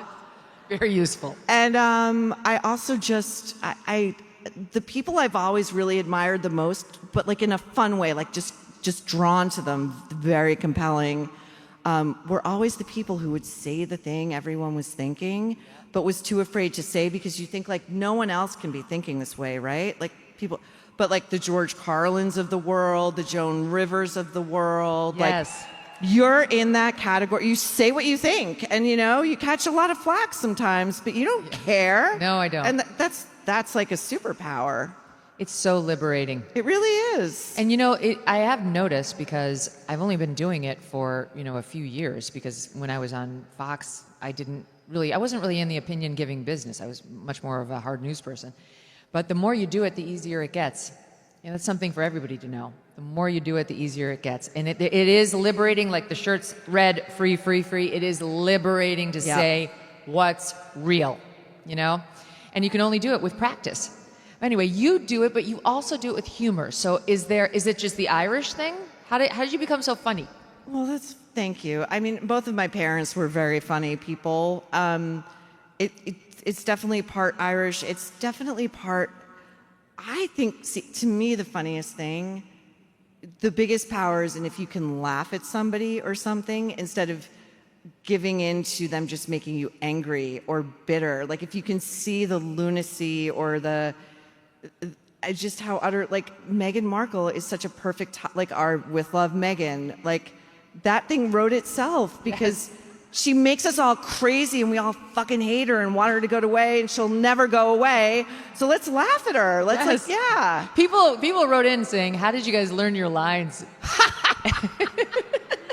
Like, there was a script. We had no lines. We just were in character. And it was very easy. If you watch her for 2 minutes, you know exactly how to play her. And also her submissive, terrified friends. Daniel. Daniel was, I would like, if I ever win an award for acting, which now we're in the acting world, you and I. Could happen. Astronauts, acting, what have you. I would like to. We've been. Yeah, we do it all. I would like to thank Daniel. He was my inspiration. I studied him for hours and hours. You know, we're being very tough on her, but she has a Christmas special coming up, Maureen. I'm sure you're going to be getting your holiday decorating tips from it. Do we feel this is a resurgence in her popularity here domestically? Well, I don't know. I don't know if you've seen the images of her, the reels of her skipping jauntily through her orchard. Yes. Where she kind of looks like, to me, it looks like an alien soul has taken control of a human body, but the soul doesn't know how a human body works. So she's kind of like, this, like, how do you hop, right? That's I'm happy. And then the entire tableau in the house is like beige upon taupe upon gray. So it's even very for the joyful. Christmas, even for Christmas, she has beige Christmas decorations. Who the hell wants beige Christmas decorations? I think she thinks it's classy. Like, you know. So she's getting back into acting. Do we think there's a future there? I just think if she were a better actress, we'd all not be on to her by now. She thinks she's still pulling one over on us. Yes. Right? Yes, exactly right. So, finally, politics. Yeah. You don't go there that often. You write about it in the Daily Mail sometimes. I You do. don't go there that often on the Nerve. How do you like the chances of the Republican Party in holding on to power going into the next presidential election? What's your take on it? I don't know. I think it's really too early to tell. I think what just happened in New York, especially, is such a bellwether. Not just because, New York City, yes, it's liberal, but I really think it was a kind of a rebuke to like, hey, we just want change agents. We just want we can't afford to go to the grocery store still. Donald Trump said he was going to fix it. You didn't fix it. Like, we don't have the leisure of another year or two going by to tell us that as AI is aborting and tariffs have still impacted prices, that like we just have to gut it out week after week. And I think that's why. And I also I try not to get into politics too much because I'm very cynical about sort of both sides. I just think it's such the things that you have to do and the compromises you have to make. And I'm inherently suspicious of anybody who wants that amount of power. I just think it's healthy to be, I'll tell you what, I'm going to make an announcement. Are you? Okay. I know who I'm rooting for in 2028, and it's not J.D. Vance. Who? It's Katie Porter. Yes. Oh, yeah. Come on. Oh, that would Come be on. amazing. How fun would that be?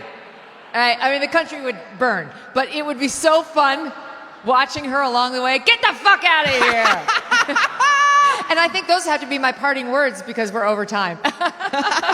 Maureen, I love you. I love you. Thank you for all the laughs and all the fun. Thank you, Megyn. To be continued. Love you.